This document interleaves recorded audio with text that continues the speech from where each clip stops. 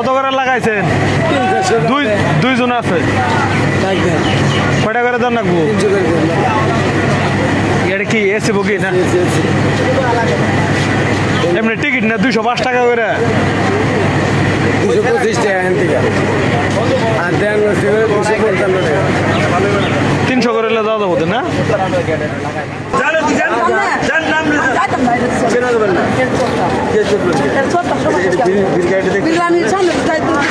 গাড়ি সারা দেরি আছে, 5 মিনিট আছে, 5 মিনিট আছে। যান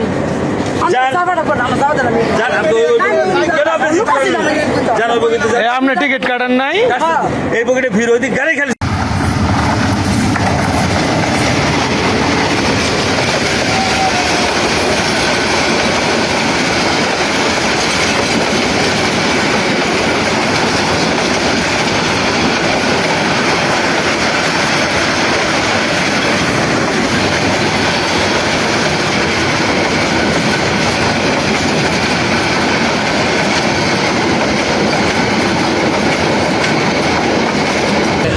স্যালারিটা হয় ওদের নামে, ওরা যদি পরিপূর্ণ না পায়, 50%ও পায়, তাহলে আলহামদুলিল্লাহ সার্ভিসটা আরও ভালো হয়।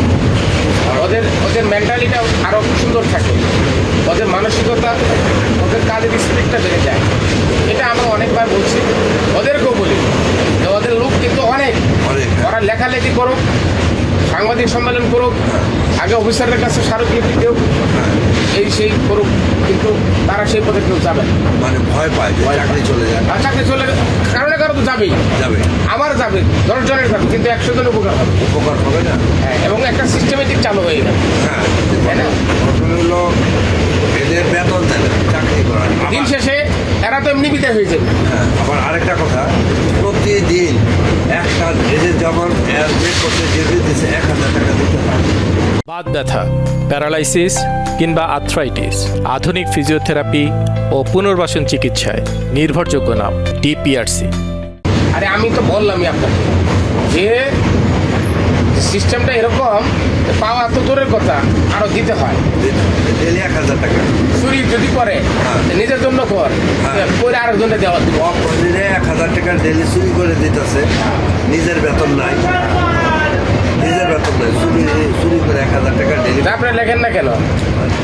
এরা যদি না বলে আমি লিখবো। এরা তো আপনার সত্য তো জানলেন কি? তো জানলাম, কিন্তু এদের তো মুখে একজন হলেও বললো না বুঝে আমি বেতন পাই না। বলতে হবে তো, সবাই বলে জানে। স্যারে কি বলে শুনছেন? পরিষ্কারই বললাম।